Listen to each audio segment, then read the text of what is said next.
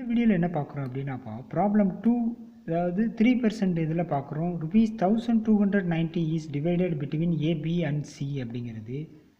அப்போ 1290 ரூபாயை 3ஆக பிரிக்கிறாங்க. அது எப்படி பிரிக்கிறாங்கங்கிறத சொல்லியிருக்காங்கப்பா. எஸ் சார் இஸ்ன்னு எந்த இடத்துல வருதோ அது is equal to 1.5 times of B sir. அப்படின்னா என்ன அர்த்தம்? இந்த இடத்துல 3/2 ஆஃப் பி, அதாவது 1.5 அப்படிங்கிறத 3/2ன்னு எழுதியிருக்கேன். அதே மாதிரி பி சார் எப்படி இருக்குது? 1/3 3/4 ஆஃப் சி அப்படிங்கிறது. ஸோ அப்போ அதை பெருக்குனா எவ்வளோ இருக்கும்? 4 மேலே 3 கூட்டினா 4/7 பி அப்படின்னு வரும். ஸோ அப்போ டைம்ஸ் ஆஃப் சி அப்படிங்கிறது. ஸோ அதனால் ஏபிசின்னு எழுதிக்கிட்டால் பிக்கு பி தான், ஒன்றும் மாறாது. ஏக்கு தான் என்ன இருக்குது? 3/2 பி அது போட்டாச்சு.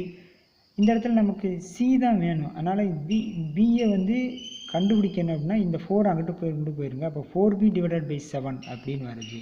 அப்போ ஏபிசிங்கிறது 3b/2 பி 4/7 பி அப்படின்றது. அப்போ முதல்ல பியால் வகுத்துருங்க, முடிஞ்சு. அடுத்து வந்து 2க்கும் காமனாக 2 7 14 இருக்குது.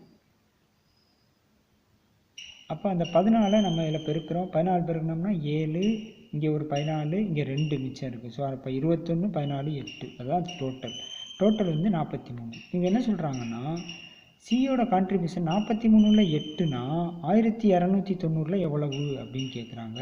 அப்போ 8/43 × 1290 அடித்தோம்னா 240.